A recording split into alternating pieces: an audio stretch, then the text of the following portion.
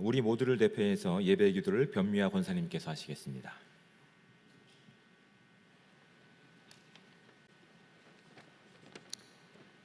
우리의 생명의 주인이 되시며 모든 만물을 다스리시는 하나님을 찬양합니다. 하나님 아버지, 무더위 속에서도 우리의 속사람을 강건케 하시고 풍성한 삶을 허락하심을 감사드립니다.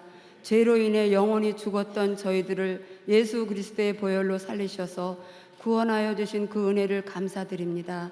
하나님 아버지, 지난 3일간의 삶 속에서도 하나님의 말씀대로 산다고 했지만 삶의 현장에서 세상의 빛과 소금의 역할을 감당하지 못했음을 고백하며 회개합니다. 아버지, 무더운 더위와 폭염 속에서도 예배를 통해 새 힘을 얻게 하시고 성령 안에서 새롭게 하옵소서. 지금도 육신의 연약함으로 질병으로 나오지 못한 성도님들을 하나님 기억해 주시고 긍휼함으로 치료하여 주옵소서. 하나님 아버지, 몸된 교회를 사랑하시어 반석 위에 세우는 교회로 날로 성장케 하심을 감사드립니다.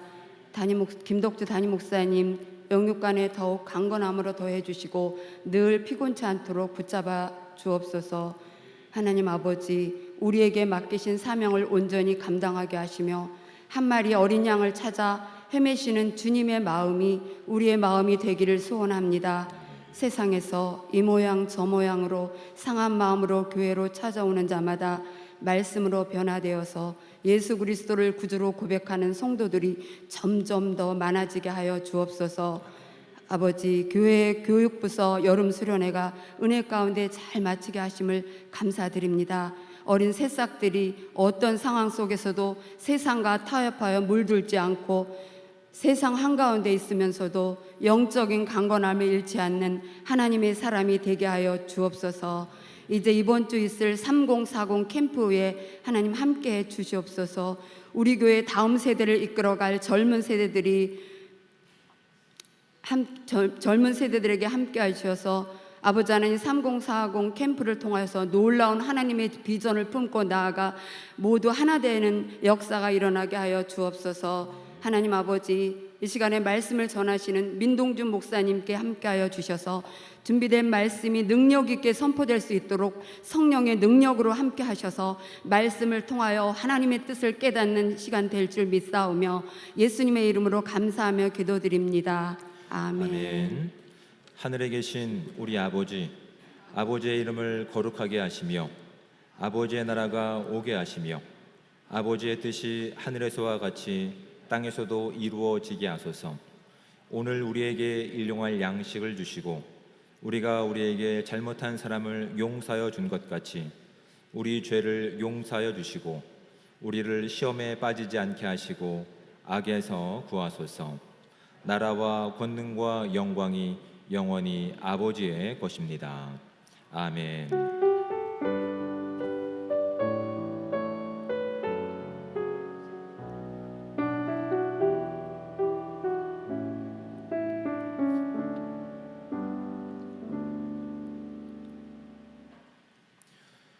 교회 소식을 알려드리겠습니다.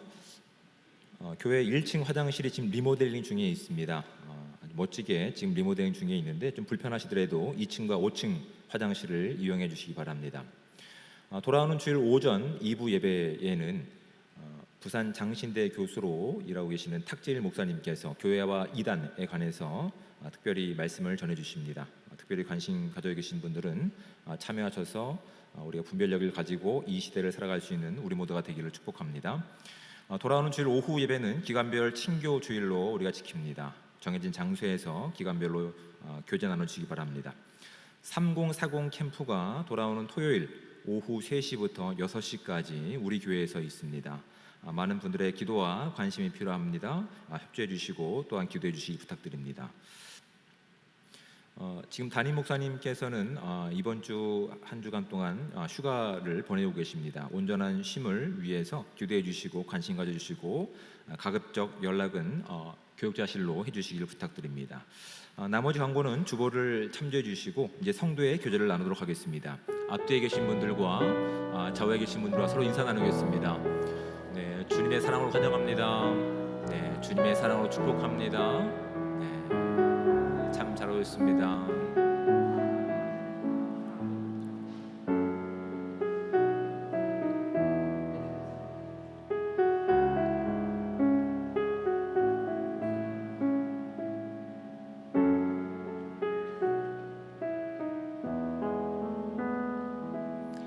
네, 감사합니다. 자, 이제 하나님 말씀을 함께 봉독해서 읽도록 하겠습니다. 우리가 함께 볼 하나님의 말씀은 신약 성경 누가복음 24장 1절부터 12절까지 말씀입니다.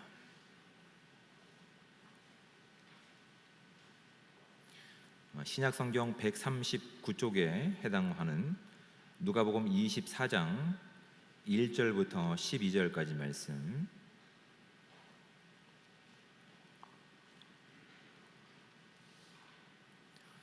네, 저와 함께 한 목소리로 12절까지 말씀을 합독해서 읽도록 하겠습니다. 안식 후 첫날 새벽에 이 여자들이 그 준비한 향품을 가지고 무덤에 가서 돌이 무덤에서 굴려 옮겨진 것을 보고 들어가니 주 예수의 시체가 보이지 아니하더라. 이로 인하여 근심할 때에 문득 찬란한 옷을 입은 두 사람이 곁에 섰는지라. 여자들이 두려워 얼굴을 땅에 대니 두 사람이 이르되 어찌하여 살아 있는 자를 죽은 자 가운데서 찾느냐? 여기 계시지 않고 살아나셨느니라. 갈릴리에 계실 때에 너희에게 어떻게 말씀하셨는지를 기억하라. 이르기를 인자가 죄인의 손에 넘겨져 십자가에 못 박히고 제3일에 다시 살아나야 하리라 하셨느니라 한데, 그들이 예수의 말씀을 기억하고 무덤에서 돌아가 이 모든 것을 11 사도와 다른 모든 이에게 알리니, 이 여자들은 막달라 마리아와 요한나와 야고보의 모친 마리아라. 또 그들과 함께 한 다른 여자들도 이것을 사도들에게 알리니라. 사도들은 그들의 말이 허탄한 듯이 들려 믿지 아니하나 베드로는 일어나 무덤에 달려가서 구부려 들여다보니 세마포만 보이는지라. 그 된 일을 놀랍게 여기며 집으로 돌아가니라. 아멘. 이 시간 유초동부 교사들 나오셔서 특별 찬양해 주시겠습니다.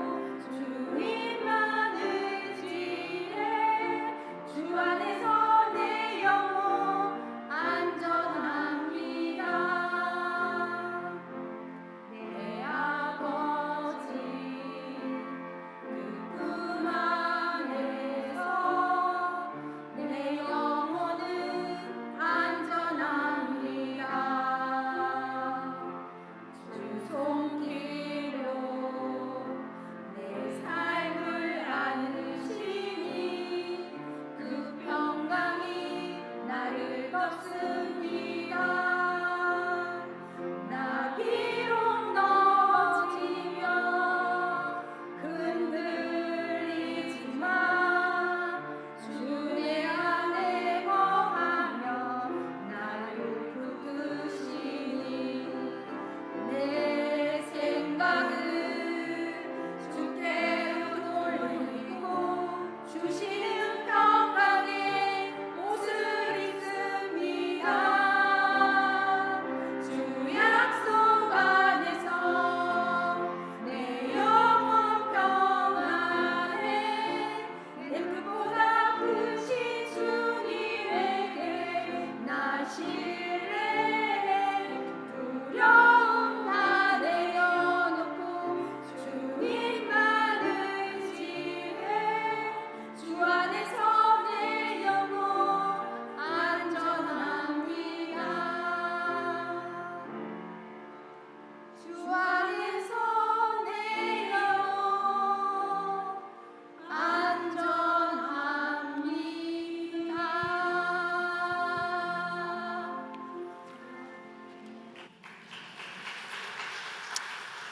아멘.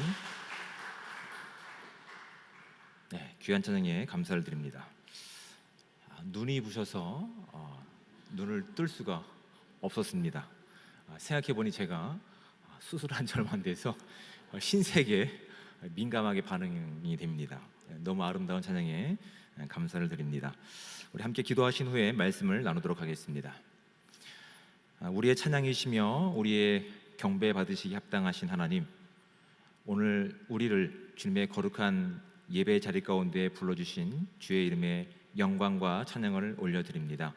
우리가 드리는 이 예배가 주님이 기뻐하시는 거룩한 예배가 되게 하시고, 하나님 이 모든 예배를 통해서 하나님의 영광이 드러날 수 있는 복된 자리가 될 수 있도록 하나님께서 함께하여 주시옵소서. 주님께서 이 시대 가운데 우리에게 무엇을 원하시는지 듣고자 합니다. 하나님, 이 시간 말씀 앞에 나아갈 때 우리 가운데 들을 수 있는 귀를 열어주시고, 우리의 마음이 마치 기경되어서 주의 말씀이 온전히 심겨져 자라나 주님이 기뻐하시는 아름다운 열매 맺는 삶 될 수 있도록 주님 함께하여 주시옵소서. 모든 영광 주님께 올려드리며 사랑이 많으신 예수 그리스도의 이름으로 감사하며 기도드립니다. 아멘. 여러분, 이 좀 신조어이긴 한데 소확행이라는 말을 들어보신 적 있으십니까? 네, 좀 들어보신 분이 계신 것 같은데, 소확행이라고 하는 말의 의미는 소소하지만 행복한, 확실한 행복이란 뜻입니다. 소소하지만 확실한 행복. 이 대표적인 예가 뭔지 아십니까? 많이 있지만 제가 찾아보니까 택배라고 합니다. 내가 좋아하는 물건, 제품을 구매하고 도착할 때까지 그 기다리는 시간이 행복으로 가득 차서 설렘으로 가득한 시간이 이 택배를 기다리고 있는, 그래서 소확행, 소소하지만 확실한 행복이라는 말에 적합하다고 얘기를 하더라고요. 여러분들도 다 이런 소소하지만 확실한 행복한 내용들 가지고 계시죠? 서로 비밀로 하는 걸로, 뭔지 모르겠지만. 그렇다면 여러분, 예수 그리스도가 전해준 복음은 어떻습니까? 복음은 기쁨의 소식입니다. 소소하지만 확실한 행복보다 더 벅차고 더 확실하고 더 완전해야 되는 예수 그리스도의 복음, 이 복음이 담겨있는 십자가, 부활, 이 소식을 들었을 때, 이 단어를 들었을 때 여러분 어떠한 감정이 저와 여러분들을 감싸고 있는지 한번 진지하게 고민해 볼 수 있는 이 밤이 되기를 주님으로 축복을 드립니다. 어떠신가요? 소소하지만 확실한 행복인 택배 상자를 기다리는 것과 십자가를 기억하고 또한 부활을 기억하는 것, 어떠신 것 같습니까? 오히려 택배가 더 우리에게 가슴 설레진 않습니까? 여러분, 이것이 잘못된 것 같지는 않습니다. 왜냐하면 여러분, 성경 본문 가운데도 그 확실한 예수 그리스도의 십자가와 부활, 그래서 우리가 복음, 기쁨의 소식이라고 말을 우리가 분명하게 알고 있지만 그 소식을 들었고 목격했던 1세대의 교회 공동체조차 우리가 지금 보이고 있는 비슷한 반응을 보이고 있는 겁니다. 어느 시점에 기뻐해야 될까? 어느 시점에 설레야 될까? 어떤 시점 가운데서 이것이 우리를 압도하는 힘이 될까? 여러분, 어느 누구도 예수 그리스도의 부활을 이해했거나 어느 누구도 예수 그리스도의 부활을 기다렸던 사람들이 없습니다. 예수님과 공생의 3년 반을 함께했던 제자들과 또한 물심양면으로 섬겼던 여인들도 예수 그리스도의 부활의 의미가 무엇인지, 그것이 그들에게 가져다 준 기쁨의 내용들이 무엇인지 온전히 알지 못했습니다. 그래서 그들이 보인 반응이 이제 우리가 함께 복음서를 읽어가는 내용 가운데 담겨 있습니다. 적어도 우리는 그들보다 더 많은 지식을 가지고 있음에도 불구하고, 더 완성된 하나님의 메시지를 알고 있음에도 불구하고 우리가 주저하고 어떤 시점에서 기뻐해야 되는지 이렇게 흔들리고 여전히 초점을 잡지 못하는 것들이 제자들에게서 오히려 위로가 되는 우리의 모습들이 안타깝기도 하고, 하나님께서는 그런 교회 공동체 가운데서 그럼에도 불구하고 예수 그리스도의 십자가와 부활이 저와 여러분 가운데 진정한 기쁨이 되기를 원하는 마음이 이 복음서에 담겨 있다는 사실을 기억하시고, 오늘 말씀을 통해서 우리가 함께 살펴갈 때 우리가 놓치고 있었던 예수 그리스도의 십자가와 부활의 참된 소식을, 그 기쁨을 살아갈 수 있는 복되고 귀한 삶이 저와 여러분 가운데 있기를 주님의 축복을 드립니다. 여러분, 예수님 당시에 유대인들은 메시아를 기다리고 있었습니다. 기름 부은 자, 모든 열방에서 자신들을 구원해 낼 구원자를 기다리고 있었습니다. 그들은 분명히 메시아를 기다리고 있었지만 그들이 기다렸던 것은 부활이 아니었습니다. 그들은 결과에 집중하고 있었습니다. 자신들이 가지고 있는 이 억울함을 하나님이 보내신 구원자 메시아가 오면 자유를 선포하고 우리에게서 비로소 하나님께서 보여주신 그 능력을 살아낼 수 있는 그 모든 것들이 회복되는 것들을 고대하고 기다렸던 시간들이 바로 예수님의 이 공생의 기간 가운데 있는 겁니다. 예수님께서는 그들의 기대와 그들이 원하는 방식이 아니라 십자가를 짊어지시고 나서 3일 이후에 부활하는 그 능력을 그들 가운데 보내셨다고요. 근데 그 당시 유대인들 가운데는 어떤 사람들이 있었냐면, 여러분 사두개인들이라고 아시죠? 말씀을 이렇게 보존하고 말씀을 가르치는, 그래서 공회회 회원 중에 많은 부류를 찾아가고 있는 사두개인들은 천사도 부활도 믿지 않았던 존재들입니다. 그러니까 그 당시 사회 분위기가 예수님께서 부활하셨던 것에 대해서 우리는 감격하고 기뻐하고 우리 가운데 희망이 되지만, 그 당시 초대교회 사람들은 그게 뭐 어땠다고가 되는 거라고요. 혹시 거짓말한 것 아니야? 그걸 훔쳐내거나 어디 사기친 것 아니야? 이런 생각들이 보편적으로 그 시대에 있었던 내용들입니다. 그렇다면 예수님을 따라다니던 제자들은 어떻을까요? 예수님을 섬겼던 여인들은 어땠을까요? 오늘 본문 가운데 먼저 여인들이 드러납니다. 1절 말씀 가운데 안식 후 첫날 새벽에 이 여자들이 그 준비한 향품을 가지고 무덤에 가서라고 되어 있습니다. 이 여인들이 무덤에 간 이유가 무엇일까요? 예수님이 말씀하셨던 부활의 능력을 믿었기 때문에, 부활의 기쁨을 알았기 때문에 그들이 새벽 이른 시간에 무덤에 갔을까요? 아니요, 이어지는 내용들을 통해서 알고 있습니다. 그 여인들은 죽음을 기념하기 위해서, 죽음을 준비하기 위해서, 죽음을 애도하기 위해서 갔다는 사실을 확인하게 됩니다. 그런데 있어야 될 그 자리에 있어야 될 그 시체가 없었던 것이죠. 무덤은 이미 굴러가 있었고 세마포 옷은 그렇게 허물 벗은 것처럼 놓여져 있었고, 그 다음에 그 자리에 누가 있었습니까? 천사들이 있어서 여인들에게 그렇게 이야기하는 겁니다. 5절 말씀을 보십시오. 여자들이 두려워 얼굴을 땅에 대니 두 사람이 이르되 어찌하여 살아있는 자를 죽은 자 가운데서 찾느냐라고 얘기합니다. 이 여인들은 누굴 찾고 있는 겁니까? 죽은 예수를 찾고 있는 겁니다. 죽음을 거룩하게 만들기 위해서, 죽음을 애도하기 위해서, 죽음을 잘 포장하기 위해서 갔던 것입니다. 예수님께서 공생의 기간 동안 여인들과 제자들 가운데 이 부활에 대한 말씀을 안 하셨을까요? 아니요. 누가복음만 해도 3차례 부활에 대한 언급을 하셨습니다.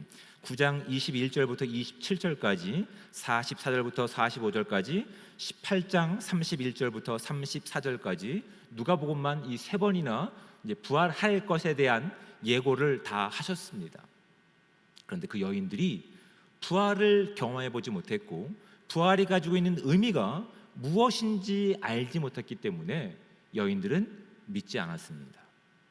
사도들은 어땠습니까? 여인들은 그 부활의 소식을 듣고 뛰어가서 사도들에게 알립니다. 10절 말씀을 볼까요?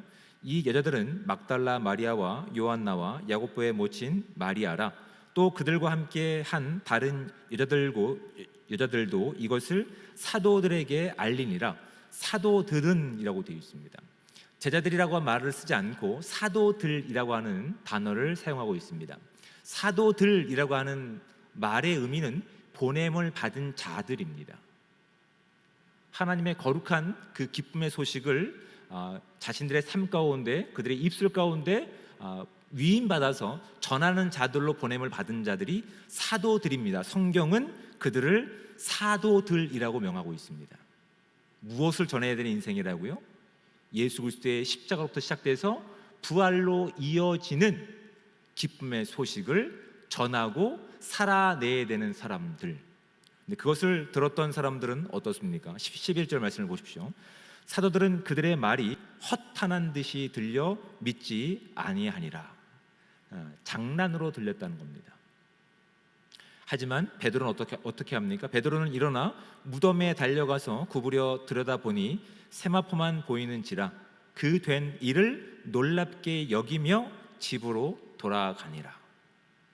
수제자였던 베드로는 어떻게 합니까? 거기에 대해서 본인이 직접 확인해 보기 위해서 무덤으로 뛰어가는 것을 아끼지 않습니다. 그리고 빈 무덤을 목격합니다. 부활하신 것이 확실했습니다. 그럼 우리가 무엇을 기대합니까? 그러면 부활을 전하고 살아가야지. 근데 베드로는 어디로 갑니까? 놀랍게 여기며 집으로 돌아가니라. 여러분, 예수님과 함께했던 예수님의 모든 삶과 함께했으며 예수님이 보이신 모든 이적들을 옆에서 목도하고 그것의 의미를 진정으로 알았던 제자들이었지만 그들은 정말 예수 그리스도의 복음, 그 십자가로부터 시작되어서 부활에 이르는 기쁨의 소식을 전하고 살아가는 일에는 이들이 실패한 모습으로, 아니 그것이 어떠한 삶인지 아직 모르는 상태로 성경이 기록되고 있다는 사실이 우리가 관찰을 통해서 깜짝 놀랄 만한 일들이라고요. 그들이 왜 가지 못했을까? 그것이 사실인데, 그것이 분명한데 왜 가지 못했을까? 여러분은 왜 우리가 택배를 이렇게 설렘과 또한 행복감을 가지고 기다린다고 말씀드렸죠? 그건 우리가 원하는 방식이고 우리가 원하는 제품이었기 때문에 그렇습니다. 예수 그리스도의 부활은 우리가 기대했거나 우리가 요청했거나 우리가 바란 내용이 아닙니다. 그러다 보니 분명한 역사적 사실이며 우리에겐 기쁨의 내용임에도 불구하고 내가 언제 기뻐해야 될지에 대해서 이렇게 감정이 서툴고 시간차가 있게 되는 것이라고요. 근데 이 여인들을 바라보시기 바랍니다. 여인들이 아직 분명한 확신 가운데 있지 않습니다. 부활을 목격했고 천사들의 증언을 들었습니다. 그런데 그것이 사실이기 때문에, 그리고 그것이 예수님께서 말씀하신 것이기 때문에 아직은 완벽하지 않는다 하더라도 아직은 그 내용에 대해서 부활을 살아낼 만한 믿음이 성장하지 않았음에도 불구하고 그들은 사실 그대로를 전할 수밖에 없는 삶으로 나가고 있다는 사실에 우리는 주목해 볼 수 있어야 됩니다. 여러분, 예수 그리스도의 부활, 예수 그리스도의 십자가, 그것이 저와 여러분의 기쁨의 소식인 것은 역사적 사실이라는 사실을 어느 누구도 부인하지 않을 겁니다. 그런데 그것이 정말 우리의 시간이 되고 우리의 능력이 되고 우리의 역사가 되기까지는 우리도 여인들처럼 보냄을 받은 사도들처럼 어느 정도의 시간과 기다림이 필요하다는 사실을 깨닫게 되는 거라고요. 근데 그런 시간 가운데 누가 함께 하십니까? 부활하신 우리 주님이 함께 하시는 사실이 저와 여러분 가운데 기쁨의 소식이 되어야 된다고요. 우리가 여기서 기뻐해야 되는 겁니다.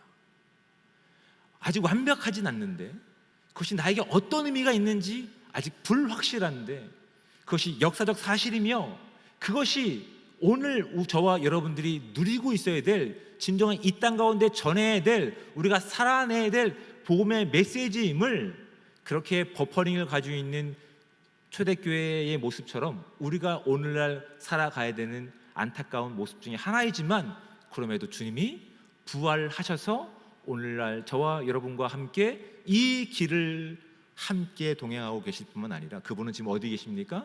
하나님 보좌 우편에 앉아서 만화왕의 왕으로 이곳을 통치하고 계십니다. 이것이 누가복음 22장 69절에 우리가 언급했던 내용들입니다. 주님은 부활하셔서 왕으로서 창조주로서 구원자로서 우리와 함께 하고 계시다는 것이 부활에 담겨 있는 아주 중요한 메시지라는 사실을 기억할 수 있어야 됩니다.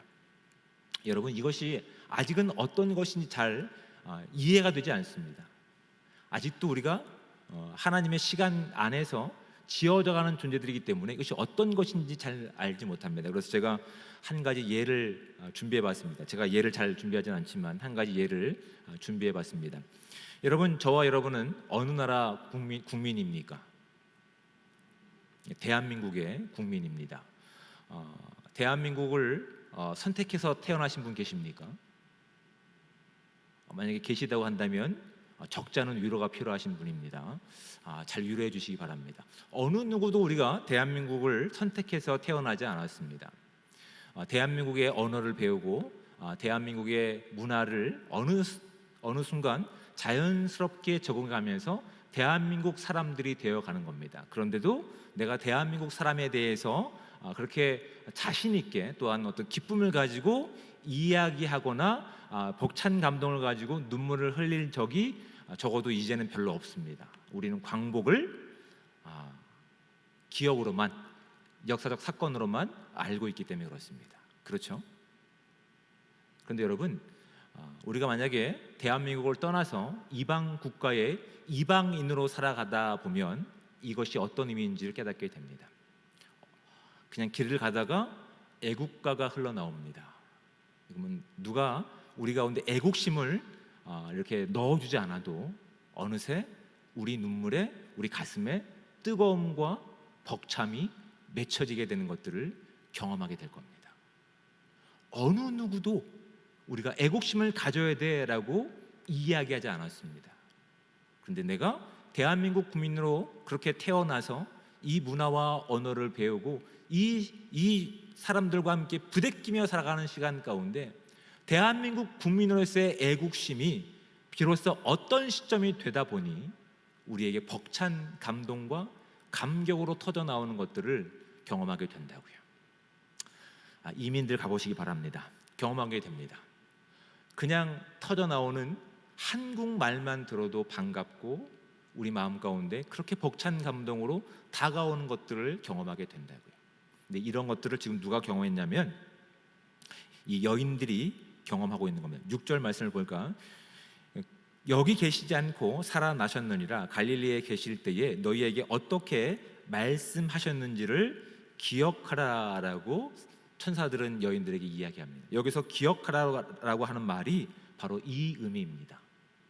단순히 조각조각 가지고 있었던 단편적인 기억의 내용들이 아니라 정보가 아니라 이제는 이 정보가 조합이 되어서 나의 행동과 나의 결단을 움직이는 힘이 되는 거라고요. 어느 누구도 우리가 대한민국 사람이기 때문에 애국심을 가져라고 얘기하지 않지만 내가 대한민국의 언어를 하고 문화를 가지고 있으며 또한 이 모든 역사의 시간들을 함께하는 시간 가운데 어느새 우리에게 주어졌던 이 애국심이 어떤 시점이 되었을 때 다 조합이 되어서 감동과 감격과 뜨거운 눈물로 나오는 것이 애국심이라고요.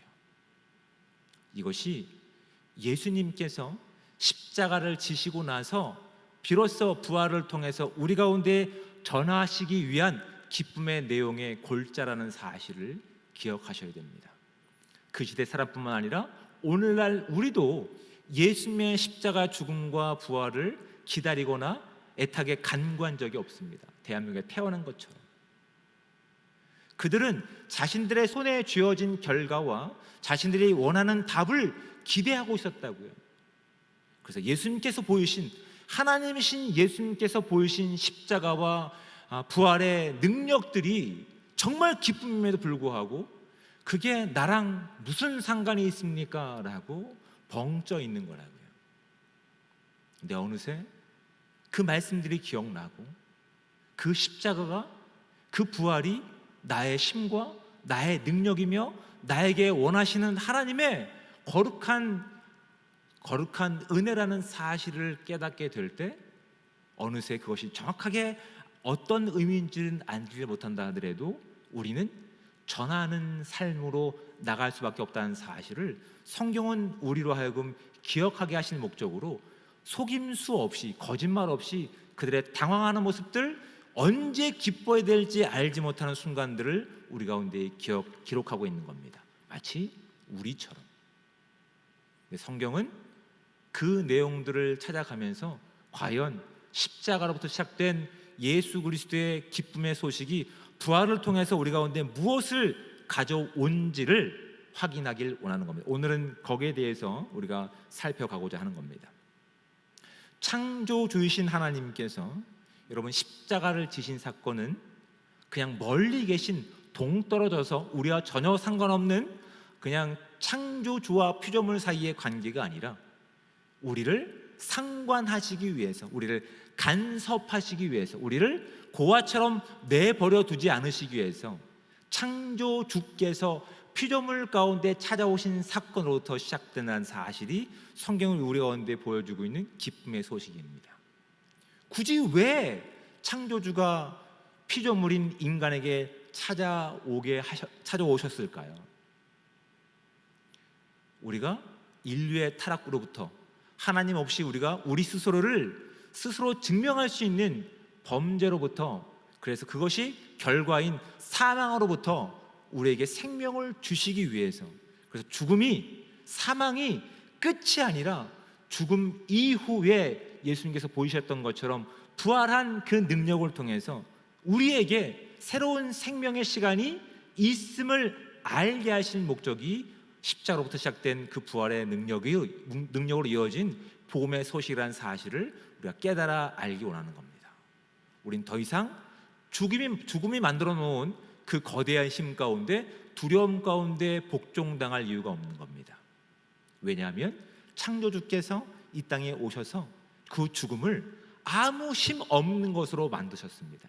그리고 부활하신 첫 자가 되셔서 그 뒤를 이어가는 모든 믿는 자들 가운데서 우리에겐 죽음이 끝이 아니라 우리에겐 부활하신 예수님처럼 우리가 가야 할 하나님 나라가 있구나, 그 생명이 우리 가운데 허락되었구나를 확신시킬 목적이 예수 그리스도의 복음 가운데 담겨있는 아주 중요한 첫 번째 내용입니다. 여러분, 제가 지금 새로운 논리와 새로운 이론을 말씀하고 있는 겁니까? 그렇지 않습니다. 이미 우리가 알고 있는 내용들입니다. 부분적으로 알고 있었던 내용들입니다. 알고 있었지만 이것이 우리 가운데 아직 힘으로 작용하지 못하기 때문에 마치 1세대의 부활을 목격하고도 그것이 어떤 의미인지를 알지 못해서 감격하지 못하고 기뻐하지 못하고 그렇게 부활을 살아내지 못했던 1세대의 성도들처럼 우리가 그렇게 있다고 한다면 오늘 본문은 저와 여러분 가운데 귀한 도전을 하고 있는 겁니다. 단순히 택배를 기다리는 기쁨에서 벗어나 이젠 더 이상 우리가 죽음 가운데 끝나는 인생으로 남아있는 것이 아니라 죽음 뒤에 하나님 나라와 그 영원한 생명이 우리 가운데 보장되어 있구나. 우리 이 땅에서 잠깐 살아가는 어려움과 고난이 전부가 아니구나. 힘들지만 오히려 이것을 통해서 우리에게 찾아올 하나님 나라를 소망할 수 있는 그 기쁨이 저와 여러분 가운데 충만하게 임하시기를 주님으로 축복을 드립니다. 두 번째는 이것입니다. 그 십자가가 상징하는 것은 저주입니다. 심판입니다.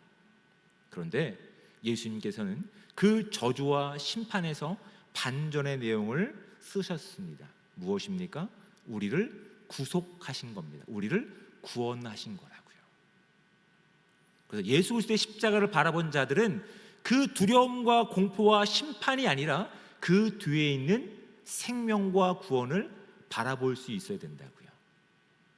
그럼에도 불구하고 우리는 여전히 죽음이 가져놓고 있는 마치 최종의 심 가운데 복종당하는 것처럼 여전히 두려움과 우리의 어려움 가운데서 하나님께서 이루신 구원에 대해서 바라보지 못한다고 한다면 하나님이 우리 가운데 허락하신 그 복음의 내용을 이미 선물 받았지만 살지 못하는 우리의 모습들을 발견하게 됩니다. 여러분, 십자가로 시작된 예수 그리스도의 그 기쁨의 소식은 심판과 저주로 끝나는 것이 아니라 거기서 구속과 생명으로 바꿔내신 하나님의 능력임을 우리가 믿고 나갈 수 있는 저와 여러분들 되시기를 주님으로 축복을 드립니다. 세 번째는 이겁니다. 부활은 과거에 있었던 역사적 하나의 사건이 아니라 지금도 살아계신 예수 그리스도와 함께하는 삶이란 사실을 우리 가운데 확인해 주는 겁니다. 그것이 성만찬과 예배를 통해서 확인되어야 되는 것들이라고요. 우리가 왜 예배합니까? 누구에게 예배합니까? 죽음에서 부활하신 예수 그리스도가 이 교회의 몸된 머리이시기 때문에 지금 저와 여러분들이 그 이름으로 모여 예배할 때 우리의 예배는 오직 예수님이 영광 받으시는 것을 우리가 믿음으로 확신하기 때문에 여러분, 예배가 부활의 능력을 살아가는 그 기쁨을 증명하는 저와 여러분들의 특권이라는 사실을 기억하시는 복된 삶 되시기를 주님의 축복을 드립니다. 그런데 얼굴이 왜 이렇게 힘드십니까? 물론 고단하시기 때문에 힘드시겠지만 여러분, 그 고단함이 예수 그리스도의 십자가에서 이젠 부활의 능력으로 바뀌어졌다는 사실을 깊이 묵상할 때 여러분, 우리가 드리는 이 예배를 주님이 기뻐 받으시고 계시는구나. 지금 이 자리에서 우리의 멍에를 함께 짊어지고 오늘도 이 부활의 생명을 함께 걸어가기를 기뻐하고 꿈꾸고 계시는구나. 이 감격이 이 예배 가운데 있어야 된다는 사실을 기억하면서 우리 가운데 주어진 이 복음을 온전히 기억하며 나갈 수 있는 복된 삶 되시기를 주님으로 축복을 드립니다. 참 나눌 말씀이 많지만 시간이 지금 많이 가서 하나님 말씀 한 절만 보고 말씀을 정리하도록 하겠습니다. 신약 성경 고린도전서 15장 말씀입니다. 부활장이라고 우리가 기록하고 있습니다. 여러분, 집에 가셔서 꼭 천천히 정확하게 읽어보시기 바랍니다. 우리가 함께 나눈 말씀들의 핵심들이 다 담겨 있습니다. 고린도전서 15장 오늘 17절 말씀만 제가 읽겠습니다. 282쪽입니다. 신약성경 고린도전서 15장 17절. 그리스도께서 다시 살아나신 일이 없으면 너희의 믿음도 헛되고 너희가 여전히 죄 가운데 있을 것이요 또한 그리스도 안에서 잠자는 자도 망하였으리니 만일 그리스도 안에서 우리가 바라는 것이 다만 이 세상의 삶뿐이면 모든 사람 가운데 우리가 더욱 불쌍한 자이니라. 중요한 부분 20절부터입니다. 그러나 이제 그리스도께서 죽은 자 가운데서 다시 살아나사 잠자는 자들의 첫 열매가 되셨도다. 사망이 한 사람으로 말미암았으나 죽은 자의 부활도 한 사람으로 말미암는도다. 아담 안에서 모든 사람이 죽은 것 같이 그리스도 안에서 모든 사람이 삶을 얻으리라. 그러나 각기 차례대로 되리니 먼저는 첫 열매인 그리스도요 다음에는 그가 강림하실 때에 그리스도에게 속한 자요 그 후에는 마지막이니 그가 모든 통치와 모든 권세와 능력을 멸하시고 나라를 아버지 하나님께 바칠 때라. 그가 모든 원수를 그 발 아래에 둘 때까지 반드시 왕노릇 하시리니 맨 나중에 멸망받을 원수는 사망이니라. 만물을 그의 발 아래에 두셨다 하셨으니 만물을 아래에 둔다 말씀하실 때에 만물을 그의 아래에 두시니가 그 중에 들지 아니한 것이 분명하도다. 만물을 그에게 복종하게 하실 때에는 아들 자신도 그때의 만물을 자기에게 복종하게 하신 이에게 복종하게 되리니 이는 하나님이 만유의 주로서 만유 안에 계시려 하심이라. 아멘. 지금 저와 여러분들이 나눈 말씀들이 고린도 전서 15장 말씀 가운데 다 담겨 있는 겁니다. 예수님께서는 우리에게 이 기쁨의 소식을 전해 주시기 위해서 그렇게 창조주이신 하나님께서 이 땅에 피조물의 모습으로 찾아오셔서 영원히 저주와 심판과 결과로 끝나버릴 인생 가운데서 부활의 능력과 생명을 살아갈 수 있는 존재로, 거기에 소망을 둔 존재로 지금도 함께 하시는 그 하나님과 동일한 기쁨과 부활의 능력을 살아갈 수 있는 자들로 저와 여러분들을 부르셨다는 사실을 기억하시고, 주어진 시간 가운데서 우리 손에 주어지는 결과 가운데서 하나님이 허락하신 그 복음의 가치를 망각하는 것이 아니라 이 복음을 살아냄을 통해서 복음을 전하고 복음 가운데 하나님의 영광을 드러낼 수 있는 복되고 귀한 삶이 저와 여러분 가운데 있기를 주님으로 축복을 드립니다. 아멘. 기도하겠습니다. 사랑의 하나님, 은혜와 사랑에 감사합니다.